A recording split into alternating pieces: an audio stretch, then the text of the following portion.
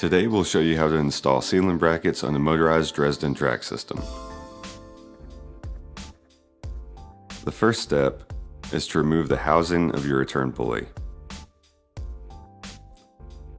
Next, remove the screw from the bottom of the return pulley. Make sure to keep a finger on the top of the return pulley so that everything remains intact as you remove the screw. Once the screw is removed, slide back the connector, and then remove the wheel and the axle from inside the frame.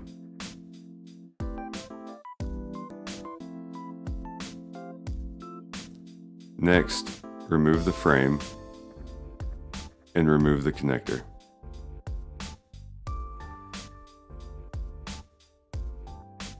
First, we'll show you how to install a flush ceiling bracket. Simply slide the bracket into place on top of the track. Move it into the desired position and then tighten the screw.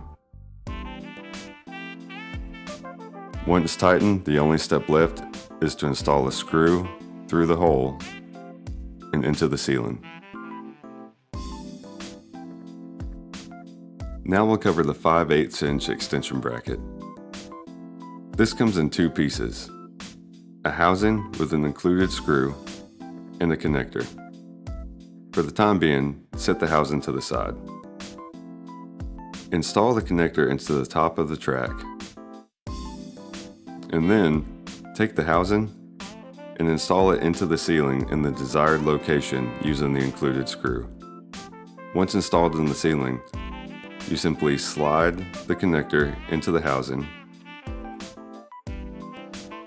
and then tighten it in place using the screw on the front of the housing. You'll want to turn the screw so that it's not visible from the front. Once tightened down and secured, the installation is complete.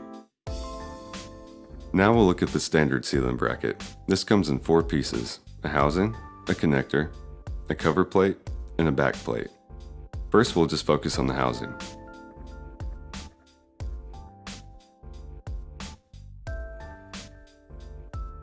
Slide the housing into place, and then use the included Allen wrench or any tool small enough to hold the connection screw in place.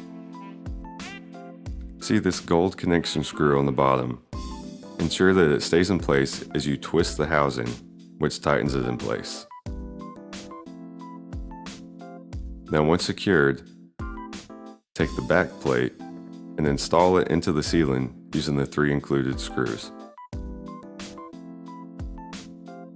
Once installed, take the cover plate and slip it into place, and take the connector, screw it onto the back plate, which secures the cover plate in place.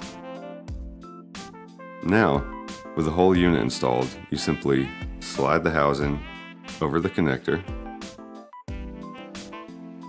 and tighten down the screw on the side of the housing. And again, you'll want to orient this so you can't see the screw from the front. Now for reassembly. First, you'll want to put your connector back into the top of the track and slide the frame of the return pulley into place. Reinsert the wheel, reinsert the axle, and make sure that it sits flush with the wheel. Slide the connector over the axle, again making sure it's flush.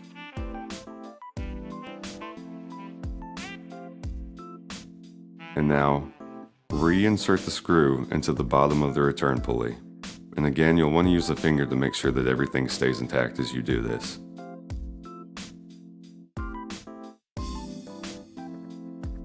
Once secured, you can now reinstall the housing of the return pulley. Reinsert your screws, tighten everything down,